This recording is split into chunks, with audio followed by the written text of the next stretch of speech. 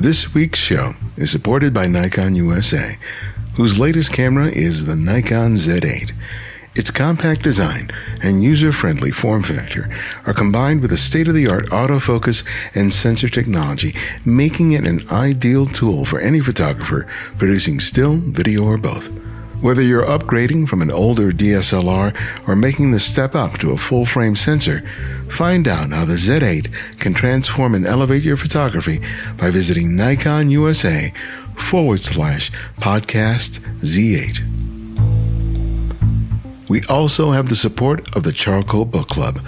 Their carefully curated selections reflects the best in contemporary photography, and all for a reasonable price. And they are delivered directly to your doorstep each month. They offer free shipping to the US, Canada, and the UK. It's subsidized elsewhere. It's a great way to begin or expand your photo library. Join the club at charcoalbookclub.com today, and remember to use the promo code TheCandidFrame at checkout. Being part of a family is about the life you experience together. The memories and the stories shape how you see yourself and each other. A few of those stories get passed on over generations, creating narratives beyond that of a single life. However, there are also stories that remain untold, secrets that are kept. The unspoken also shapes the family and the story they tell about themselves. But what happens when a person in the family makes secrecy his career? Michael Honegger's father was a Cold War spy. He was much like a character you might have read about in a Jean Le Carré novel set in post-war Berlin. Clandestine meetings, secret codes, and hidden recording devices were all part of his father's repertoire.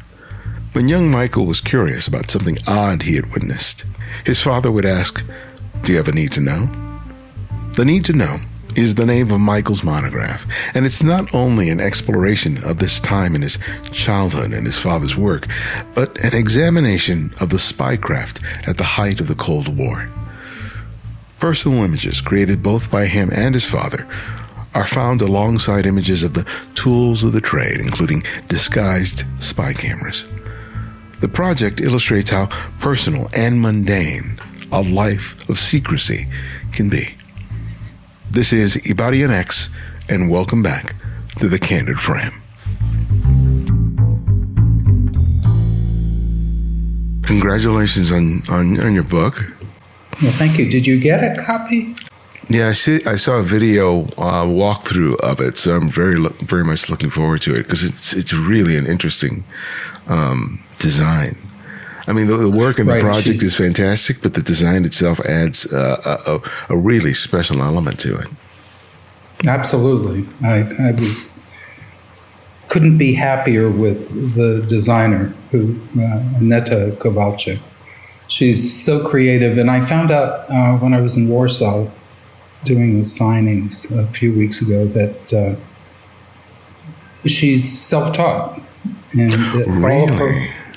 All of her designing just comes from within. And she was named one of the top 10 graphic artists in Poland last year. So I was very happy to have the opportunity to work with her and see fantastic. Her creativity.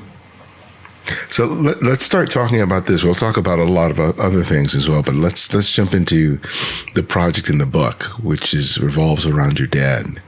And sure. I'm curious to know, how old were you, and when you started getting a sense that when you found out or had a sense that your dad's career was that of a spy? Well, I think it didn't make itself clear until we moved to Germany. And the reason, we had been in Florida before that, and, he went to work like any dad. But when we moved to Germany, we started getting, as a family, we were told, we're only 35 kilometers. We were posted to Kassel in Germany. And we were told we're only 35 kilometers from the East German border. And and you begin to realize that, first of all, my father, because he spoke fluent German, was a bit unusual even in the Office of Special Investigations where he worked, because there weren't many German speakers. It was the Air Force, and these were agents that were sent from the States to Germany in rotation. But he was a bit unusual because he spoke German, and it was then that things started happening, or he would say, "Do you have the need to know?" Whenever we would ask any questions relating to his work. So, and it became kind of a family joke. But at that point, I was 10 years old when we got there, and we stayed for 4 years without going back to the States at all during that time. You begin to, put two and two together. I'd visit his office, and it was, it was like a normal office, but nobody would talk about anything significant when I was around. So it was always, more joking and just sort of a joie de vivre. But no, it was when things, for example, that we would go away normally on a Sunday. There would be some sort of outing, and it's a very German thing to do. You go out to a restaurant at lunch, and then you go for a hike in the woods or something like that after lunch. And that was one of our routines, and we did that, and my father would disappear. He would say, "Go into the restaurant and get a table." He'd tell my mother to get a table, and we would all go in. And about a half hour later, he'd show up. And, once in a while, you'd say, "Where'd you go?" And he'd say, "Do you have the need to know?" And that meant just change the subject and have lunch. And so those were clues that and then, when you got that answer, you just, a few times you got the explanation that, your father's work is sensitive and he can't talk about it. So, yeah, it's really fascinating because I think all families have secrets. Mm-hmm. But this was like a higher level than the usual. but at least for me, it's very strange that later on, when you're older, when you realize what the secret was, and you remember that you were a witness to something that really didn't completely make sense. But once you get the information that your parents are holding back or other relatives are holding back, all of a sudden it goes, "Oh, now it makes sense." So you must have had a bunch of moments like that coming up when you look back and you realize, "Oh, wow, okay, now I get it." Well, absolutely. And I was fortunate. I was able to talk to my father a bit after he retired. And, he never talked about specific incidents, but, I'm an intelligent life form, and even at 12, I knew something was peculiar when somebody would come to the door in, the classic slouch hat and raincoat, and he would spend the night on our sofa in the living room and then disappear in the morning. And when I would ask, "Who was that?" I always got, and it was obviously a German, because my father was speaking to them in German. And, he left, and later on, you put two and two together. It was one of his agents, and there was probably some reason he needed a place to stay that night. So, there were a number of incidents like that. One evening, my parents went out to go to a movie, and my sister, brother, and I were at the apartment, and a woman came to the door, and she was selling something. I forget what it was, books or pastries. I just don't remember. But she started grilling my sister about what does your father do? Where does he work? A whole series of things that, and my sister, being clever, told her it was, none of her business, and told her to leave. And when my parents returned from the film, my father, she told him what had happened. My father went ballistic. That they would come to his home when he wasn't there. And, it was obvious. I mean, at the time, we thought there was something wrong with this woman. We didn't put two and two together. This was one of those after the fact revelations that and we talked about as a family later on. So, but those kinds of things were the things that stunned you. I mean, I did learn. There were a few wows even while I was doing research for this book. I discovered, my father worked at a military base that was about 8 kilometers from Kassel, from the neighborhood where we lived. We lived in a sort of a German community. We didn't live in any kind of base at that time. And we would go swimming at this base because they had movies on the weekends for kids, and they had a swimming pool. And so in the summer, I remember going swimming at this pool.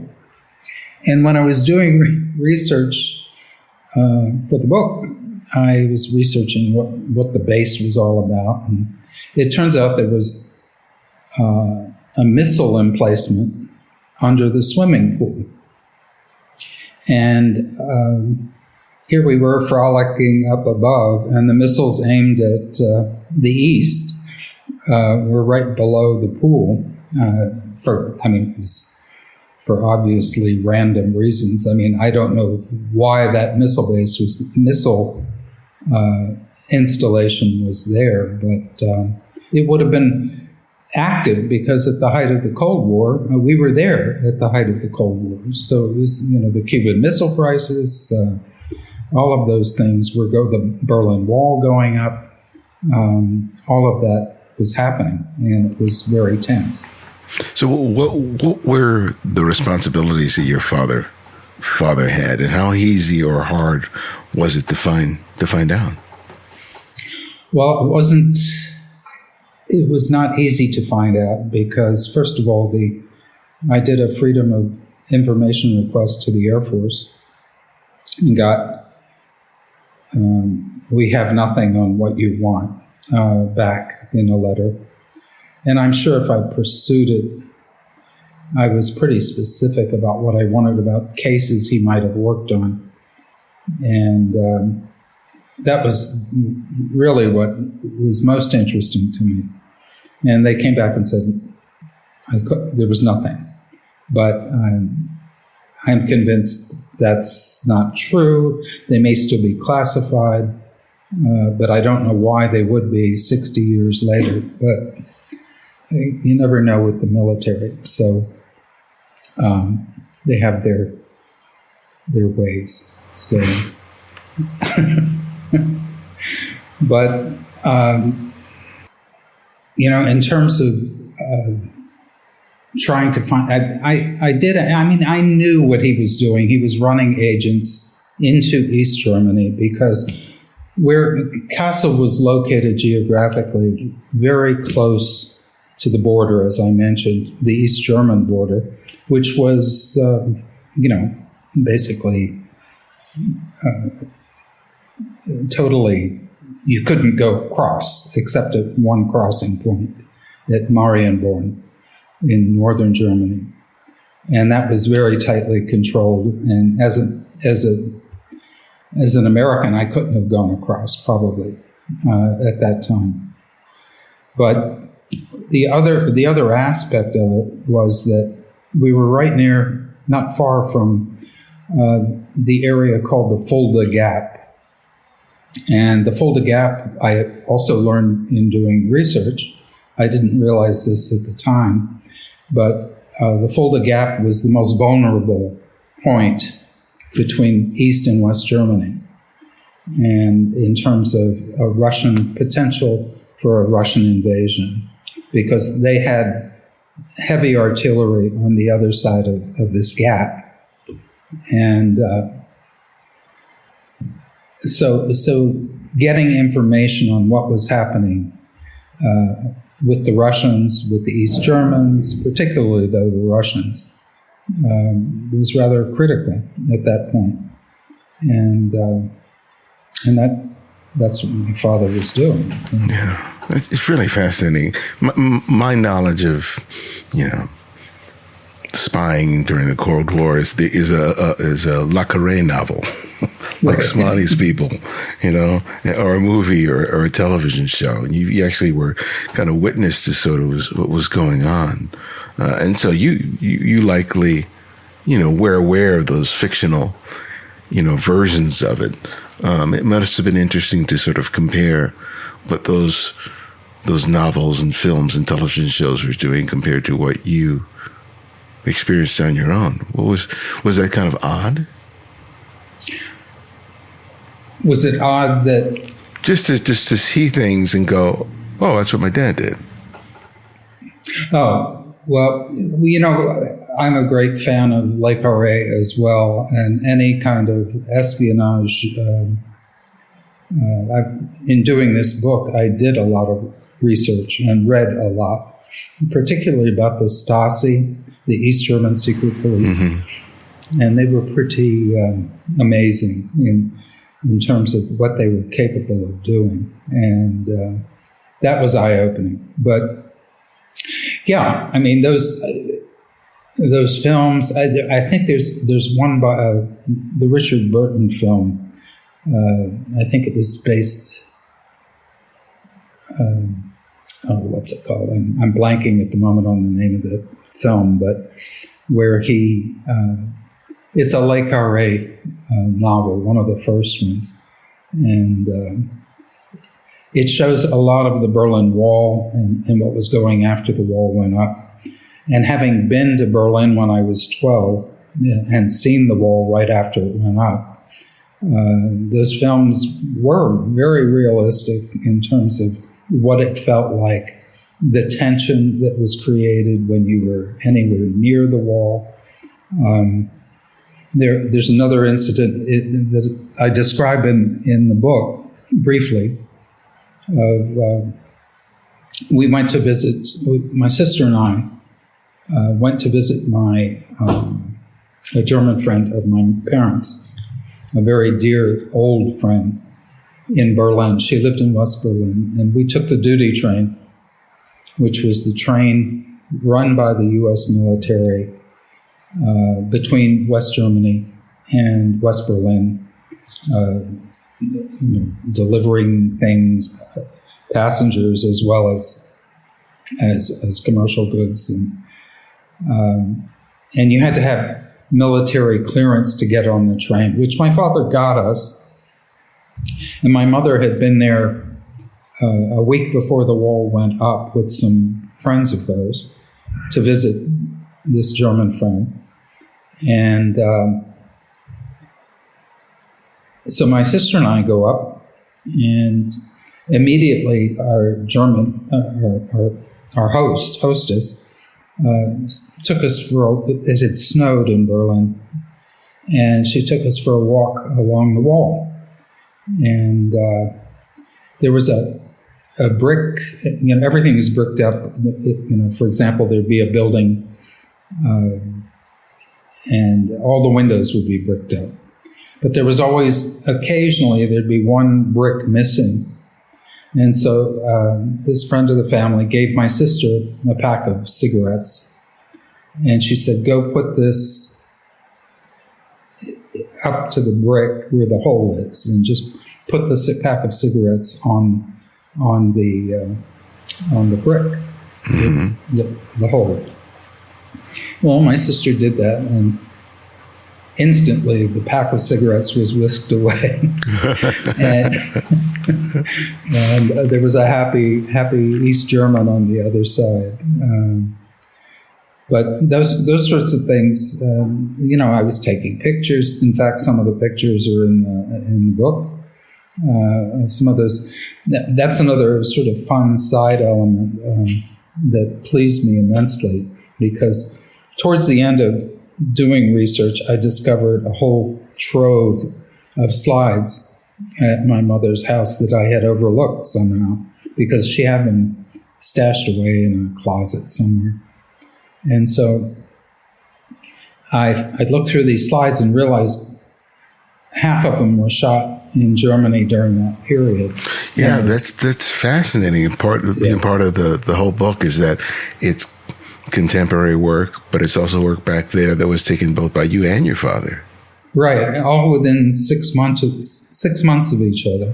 Yeah, and that really was quite exciting. And they had deteriorated, the slides, and after I scanned them, I thought, I loved the way the deterioration showed the aging, the aging of the photo, and it gave it a kind of a depth that you would not normally have with just a picture of Checkpoint Charlie, which one of them is a picture of Checkpoint Charlie, but it has the old cars coming across. It's not contemporary at all. So you do get that feeling.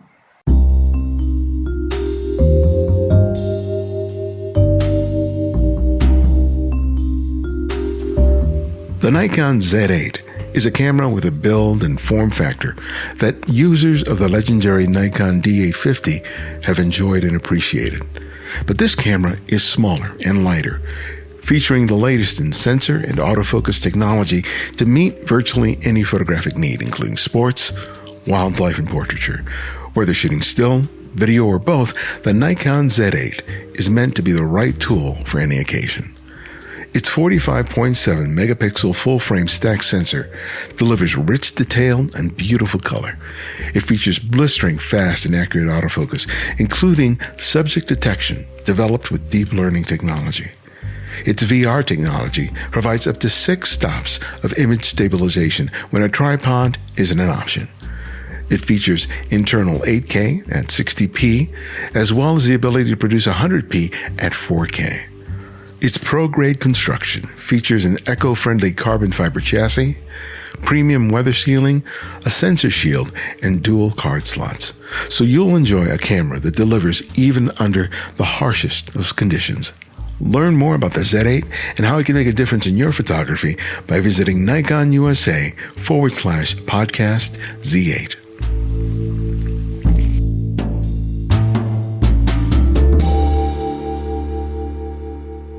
So what led you to make the decision to work on this project at the point in time in your life that you were?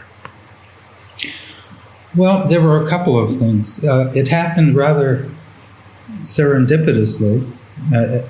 I was between photo projects, and I took a workshop in Maine at Maine Media, and it was with Aline Smithson, and I thought, well, I'll try, and I just needed some kind of, whenever I get into these lulls between projects, I like to take a workshop that stimulates my thoughts and gives me some ideas. So we had during the workshop, it was a small group of us, and we did these introduction duos, dyads, and the person interviewing me I was going through, you go through your life story, and I mentioned, and my father was a spy. Well, the person went back and introduced me to the group and talked extensively about, and the most interesting thing I discovered was his father was a spy during the Cold War. And Aline perked up at this and started, because I had said I was looking for a project, and she said, well, that sounds like the seeds of a really interesting project. And she started providing me with materials that sparked. I kept thinking, well, I don't want to.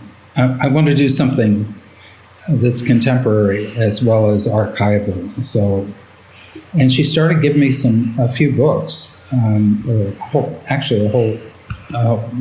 a few books, but one in particular that made me realize was Amani Willett's book, The Disappearance of Joseph Plummer, and it's published by Overlaps out of London. And what intrigued me was that he used archival materials and contemporary images that he had taken and blended them beautifully. And I was quite taken with that, and suddenly clicked. And I thought, well, I can do this. This is something that would be really interesting for one thing. And the more I got into it, the more I realized I really wanted to know more. And so the need to know was, not just a response of my father, but there's the double edge in the title of the book. Was my need to know more. And so the more, like I said, the more I dug into it, the more fascinating it became. And it was like a puzzle. And it's a puzzle with missing parts still. Yeah, because it comes off when you look at the book as if it's part biography, part spycraft, part personal diary. It's an amalgam of all these sort of different things. You have images in there of the tools of spycraft, some of which are just completely fascinating and just mind-blowing. And then there are reproductions of teletypes. And there are also secret pages where things are hidden.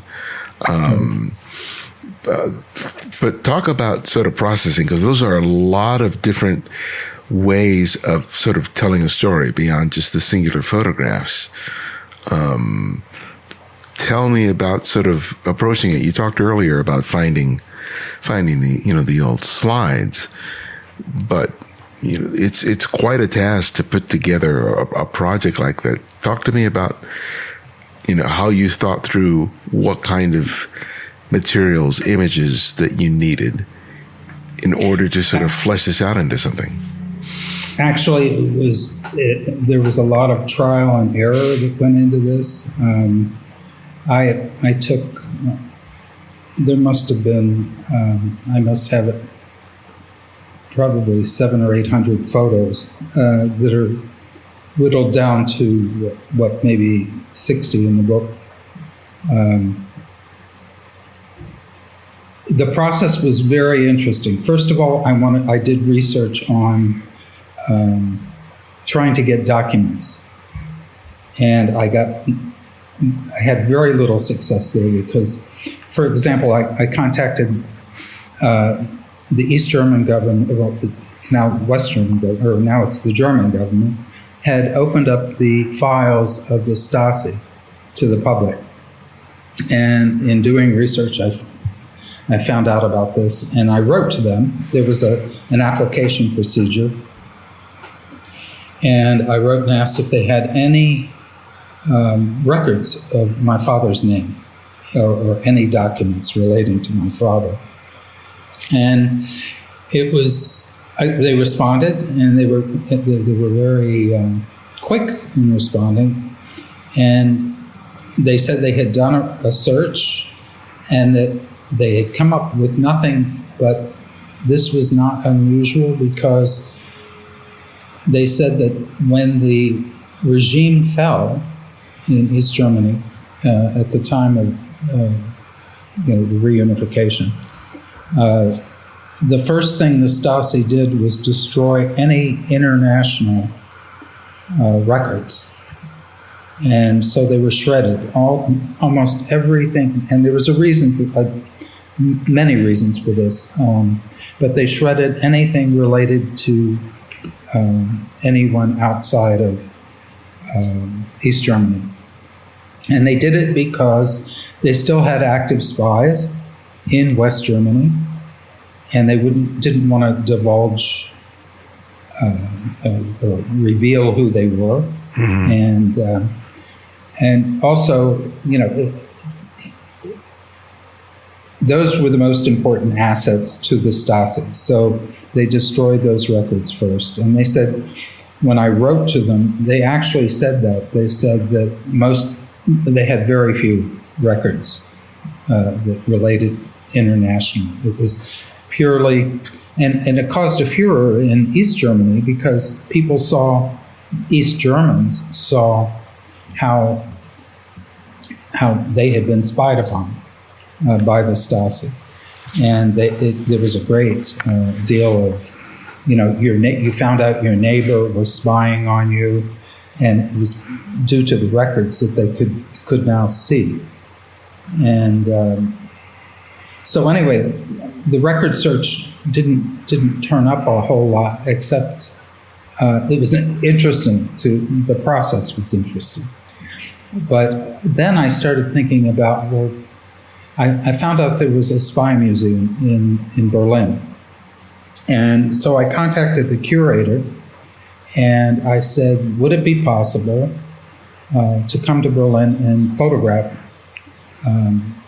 in your archives the tools of the trade? Because I thought, well, I'm going to probably find quite an array in their collection. And sure enough, the curator, who's just absolutely charming and so helpful, he said, pick a date and I will, and he asked what kind of tools I was looking for. And I explained that I wanted the things used by the Stasi or foreign intelligence services. And so we went up to Berlin for about a week. And I spent a whole day photographing at the Spy Museum. He just brought down trays and racks of the tools that they had in their archives. And then he gave me a ticket to the museum, which was really quite interesting. It's very interactive. And so what were some of the objects that you photographed?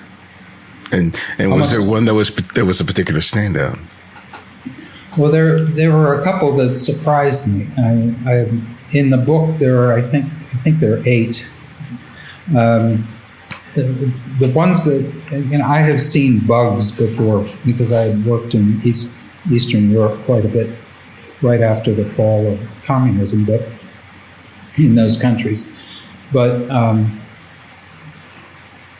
the most interesting one, I thought, and bizarre one, was a watering can that was used by the Stasi at funerals of dissidents.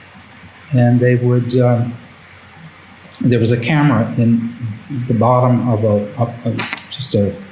an average watering can.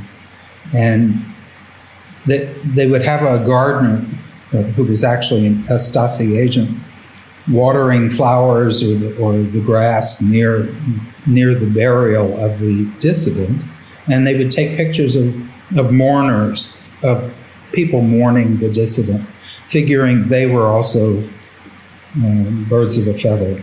And I thought that was, truly rock bottom, rock bottom sleaze, but anyway, it was interesting. There were all sorts of cameras, hidden cameras hidden in purses for men or women. There were bugs. There was. This one isn't in the book, but there was a tube that was used as a listening device. It was kind of a bug, but it was all very ornate and had to be inserted in the wall. And there were also a whole series of dead drop tools. And the dead drop is, when you're passing information from the agent to the handler. It was a long nail, and this one is in the book. It's a long nail with microfiche can fit into the nail when rolled up. And then they would put the nail in some inconspicuous spot in a tree and nail it in a little bit, or wherever there was a place to nail it. And then the agent would tell the handler where it was, and they'd go pick it up at another time. So those kinds of, there were some really interesting things. The other thing that I was able to do when I was in Berlin, I had a source who I cannot discuss because he asked that I not discuss it, but who gave me a list of all of the Stasi safe houses in East Berlin and the addresses for these safe houses. And so I went to the whole list and you can't get into the buildings, they're apartment buildings, but I did get into one and photographed in the hallway. And it was more to the ethos of the place that was kind of interesting. But they were just normal apartments in random places in East Berlin. So that was one aspect of it. Another aspect of it, I did some recreations that didn't work. That was one, I tried to do, I ordered some Stasi East German uniforms off of eBay and had friends posing in different places with some of this to try and get the sense of the border and border guards. And actually, there was a very funny story. While I was shooting this, I was shooting it near my apartment here in Nice, up in some woods across the street. And I had this friend modeling, two friends actually, were part of this shoot. And it's a public park, and somebody walked by right when I was starting the shoot, and the guy's in uniform, right, the model, and they stopped and were shocked and looked very shocked, and I said, "Excuse me, is something wrong?" And they said, "We're from East Germany, and we recognize the uniform." And it was such a kind of serendipitous moment, and they weren't pleased. Oh, I bet, yeah. They knew exactly the type of uniform it was. So anyway, so I did those kind of recreations, and I also was getting critiques from fellow photographers, and finally felt that the recreations just weren't making it, and so I stopped doing that. And then I took a trip to Germany, and COVID hit also during this period, so it was a bit disruptive to my initial plans. But I went back to the base, not just the bases, but the homes where we lived. I rephotographed things. I went back to the base where my dad worked in Kassel. I spent some time at many of the border crossing points. Now you can cross. Well, there's no physical border anymore, but they have border museums at this point. And So I visited all the ones near Kassel, and it was really quite fascinating. So, and then I went into East Germany trying to get, I had asked some German friends that are still in Kassel where I should go in East Germany to get a sense of where something still hadn't been, Germany is so developed now and it has been 50 years. So I was trying to get a sense of things past. And they sent me to, they told me about a few towns that I went to and I photographed and did a lot of photography in Leipzig and points east. And so I spent about a week doing that. And some of those photos are in the book, a few of them. But it is because the more I found, it just all fit together. So some of the images are from a time when, in the past, for example, I was in Berlin 10 years ago, and the wall was much more prevalent, and still there were still many pieces of the wall. Well, it was maybe 10 or 15 years ago. And now you go, and there's just this one stretch of what's left of the wall. So, but I got some great shots then. The book is not just a document of this particular time in terms of spying and intrigue and East-West relationships. It's really a personal one. It's sort of like a self-portrait or biography of yours and of your father, and having an opportunity to sort of explore that in the way that you have, how has that changed or shifted or influenced the way that you see your relationship with him? Now that you've sort of learned this and you start thinking about the kind of relationship you had with him. Well, I was very lucky. I've always had a really fine relationship with my father and my parents. I think we're still a very close family. My mother will celebrate her 99th year. Oh, wonderful. Later this year. So she's very excited to get the book. It's supposed to arrive this week, but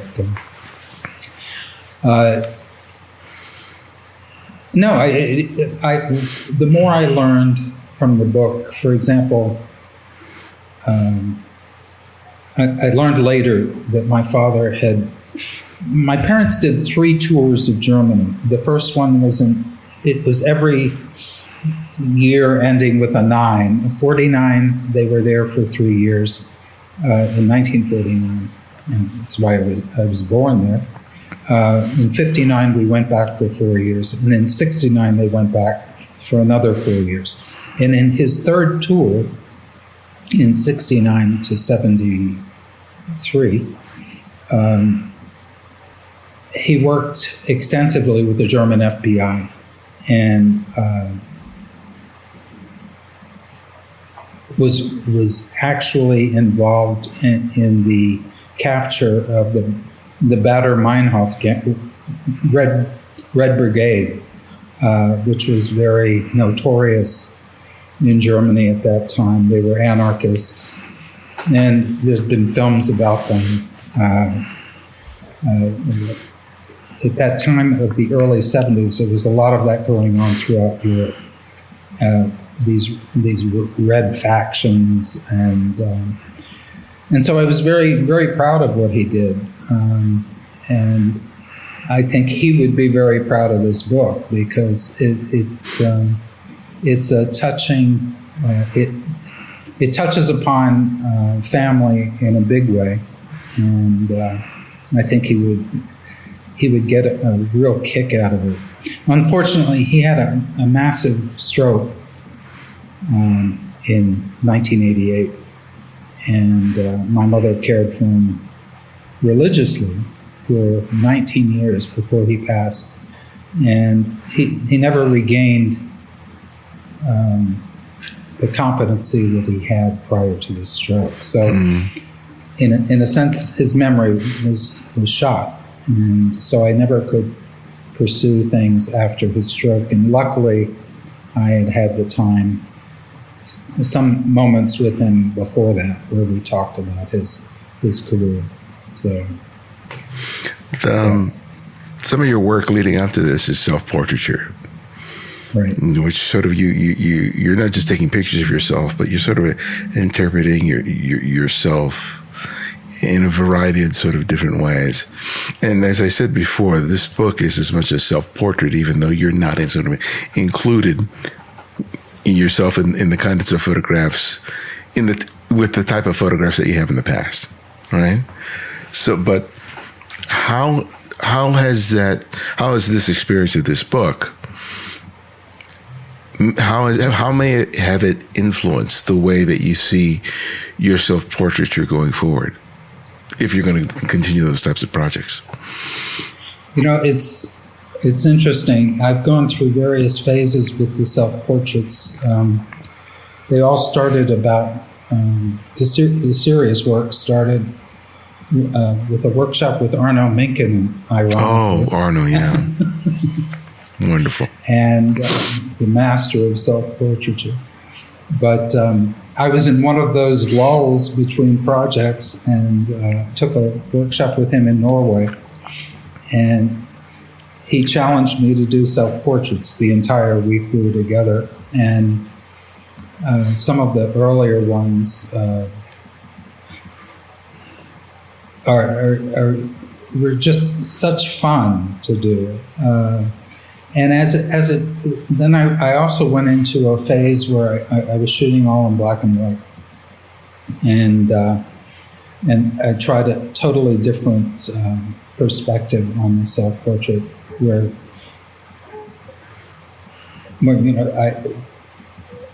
I tried to come up with more provocative in terms of probing who I am and where I am in life. And the earlier ones are more humorous. The black and white ones get more serious about things I've learned in life and my outlook on life and aging, for one thing. And I'm a gay man and have had a partner for 41 years. And early on in developing this work, I thought, I have nothing to lose except, being a gay man and what it was like in the 80s, for example, when I was young and footloose. It changes your whole perspective on who you are, and that whole experience. There was this wonderful evolution that I think I captured in some of the self-portraitures. So I'm very pleased with it. I've decided not to focus entirely on that now, but I do. For example, I've been doing some street work and using a lot of reflections also in the street work. And I noticed that, again, I was capturing myself in some of these images because of the reflections. And I thought, well, it's just another variation on the theme that keeps recurring. And it's interesting that you bring it up. I hadn't thought of it specifically about it with the book, but you're absolutely correct in what you were saying. That there are elements of that in it. I didn't realize that about your sexual orientation, and when you shared it with me, something just clicked in my mind. It's just like, especially because of the age in which you came up, gay is the idea of secrets, of you seeing the people around you and going, who needs to know? Well, Just like your dad. Just like your dad is like, okay.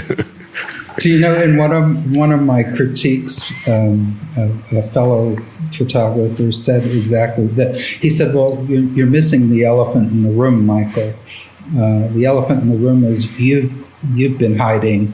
Mm-hmm. You've had your secrets all your life. And fortunately, I don't have to be that way now. But early on in my career, there was no question. It was a major factor. So yeah, it's a lyrical parallel to your dad's life and the way both of you had to live your lives at one point. I can't help but think that it helps inform the way that you see his life and the way that you see the work. That without that experience, it wouldn't look the same as it does now. No, I think you're absolutely right. It kind of. I mean, I was out to my father, so it's not an issue there. Uh-huh. My family has always been very supportive of who I am, not of it. Misspoke there, but no, it's an interesting parallel that I completely buy. So, absolutely, yeah. It makes all the more richer and beautiful.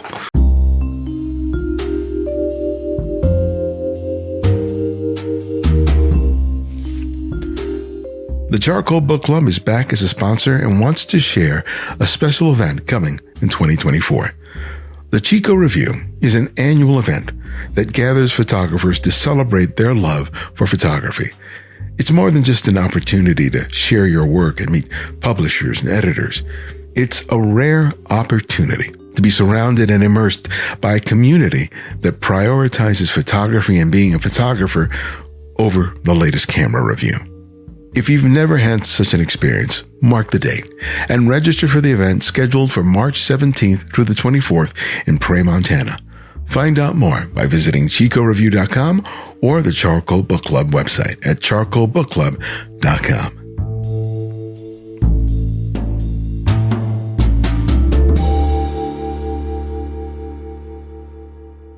Talk to me about making this a book, because you talk about sort of the inspiration for it came with Elaine's workshop. And a lot of people may work on personal projects and then put together material and go, okay, what next? Because the whole idea of publishing, especially now, is so much more complicated. It used to be very straightforward.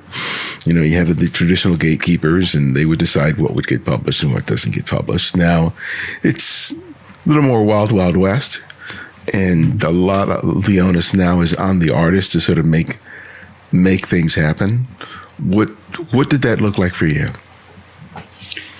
Well, that pretty much, I have to chuckle because it was very much the wild, wild west. I mean, luckily I had some good guidance. I'll explain. When I first started the project, I would enter certain competitions, and one that came up that was rather significant was by the Blow Up Press in Warsaw, Poland. They have an annual competition to the winner of the competition gets published by them, by their press. And I had done enough research on the publishing world in general to know that it would be a tough slog for this book because it's a niche kind of thing, and there are only certain presses that deal with these things. But what intrigued me about Blow Up Press was in their publicity was they said we're looking for stories. And I thought, well, I think I have a story here. Mm-hmm. And so I entered their book competition, and I was shortlisted, and I wasn't chosen for the book. But I felt good that I had been shortlisted. And so a year passed, and during that year I shot a lot. That's when I went to Germany. COVID had passed, or sort of. Everything's relative. But I went to Germany. I had a lot of new images. So I wrote to them the next year, and I said, can I resubmit this project? Because I've done some more work on it. And they said yes. They'd be happy to see what I'd done. So I resubmitted. I got shortlisted again, but I, again, was not selected. And so I thought, well, at least, I got shortlisted again. So they were coming to the photo festival in Arles last year. It was last year. And I contacted them, and I thought, I'd like to meet these people. They were very, very nice to work with. And I just wanted to stop by there. They were at the book fair, and I thought I would stop by. Well, the day I was going, there was a train strike in France, and I couldn't get over there. And so I contacted them, and I said, is there any chance you're coming to Nice on your way back to Poland? And they were. So I said, how about stopping? And I'd like to show you, let's have dinner or something. So that happened.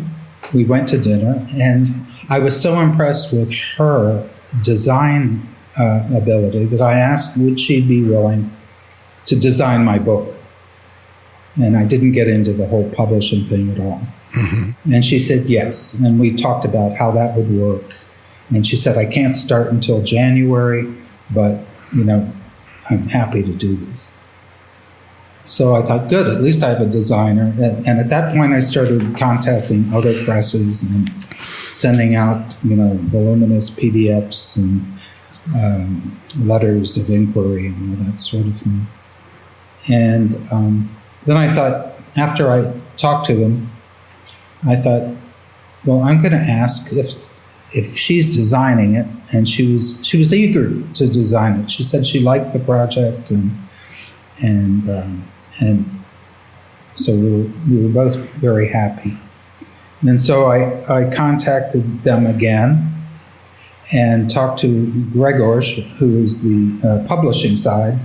Aneta does the design side. It's a husband and wife duo.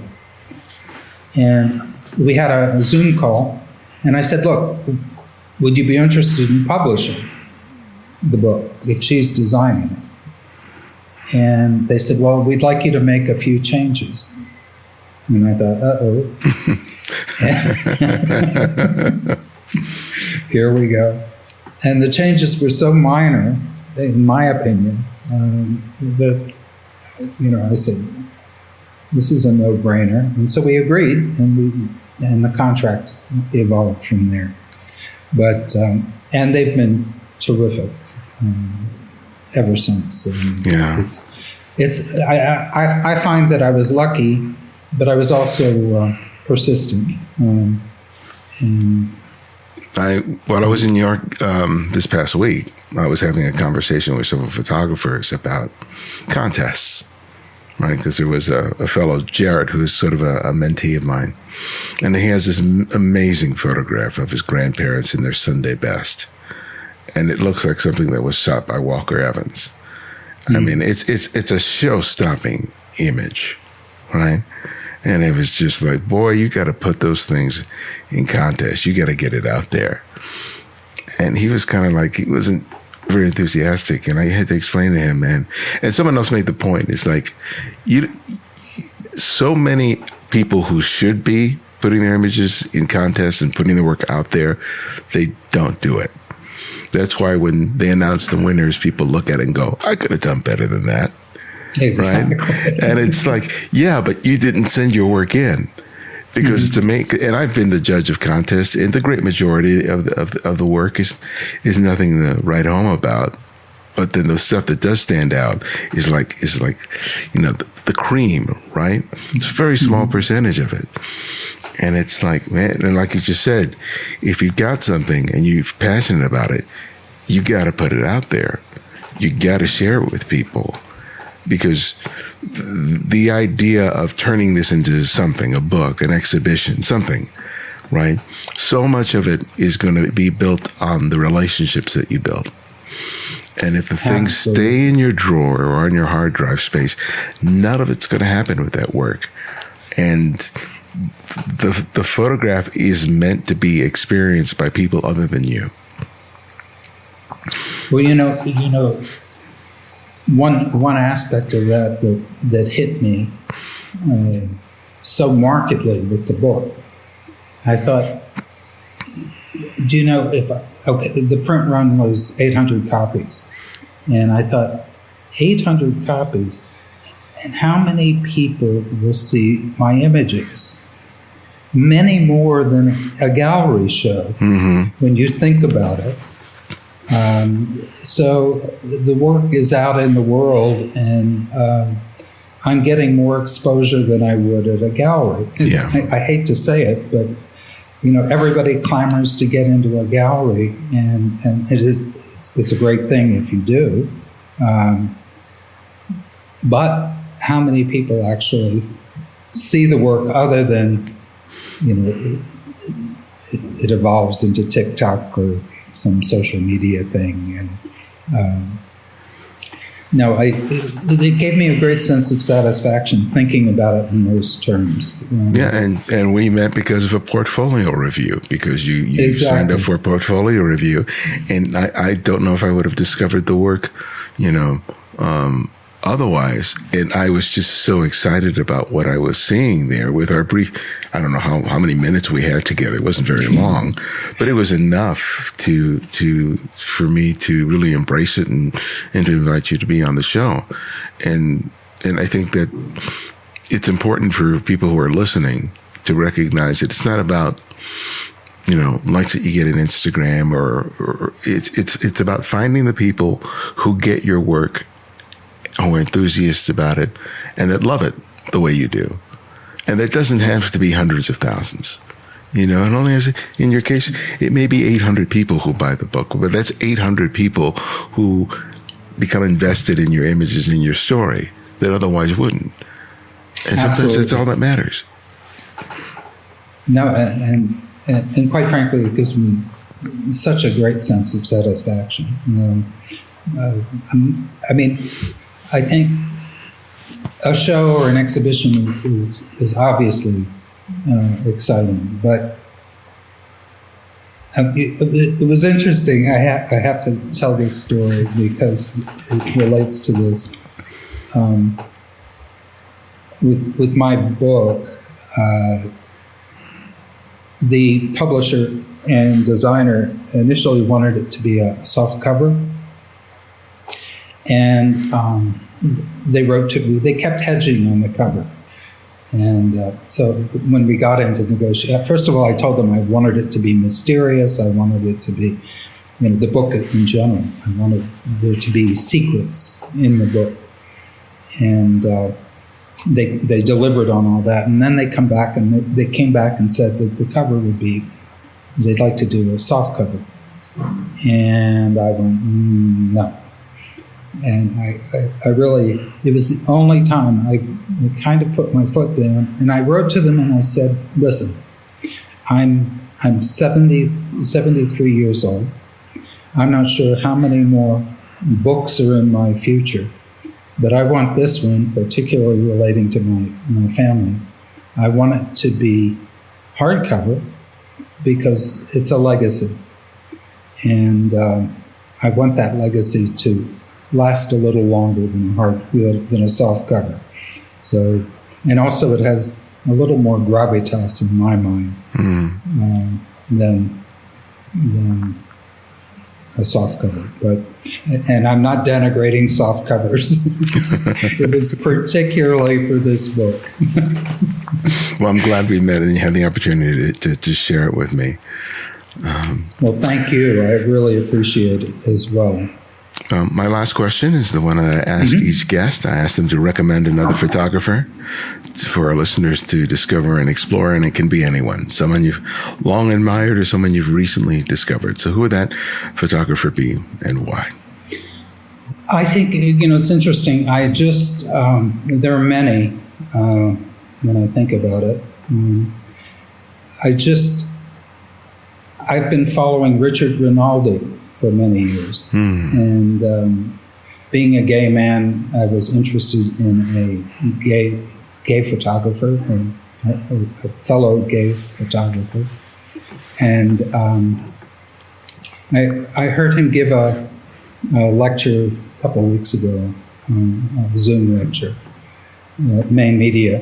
And I was intrigued in some of the parallels in our stories, and also in his photography, his focus on portraiture.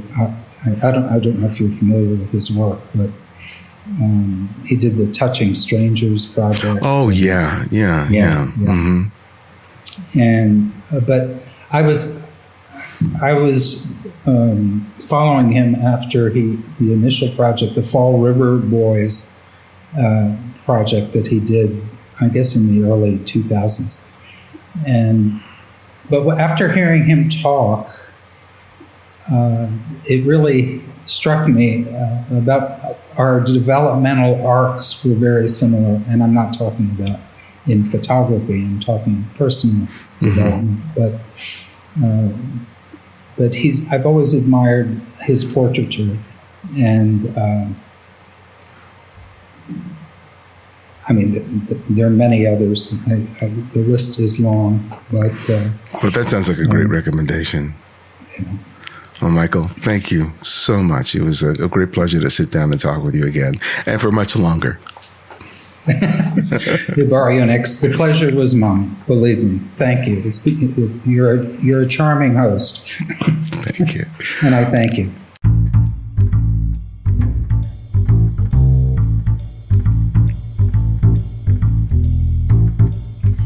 Thanks to all the people who have recently supported us on Patreon or by making a donation.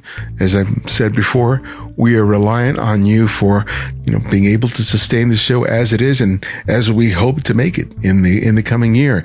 And there are only a handful of people, or less of a handful of people, who actually support the show financially.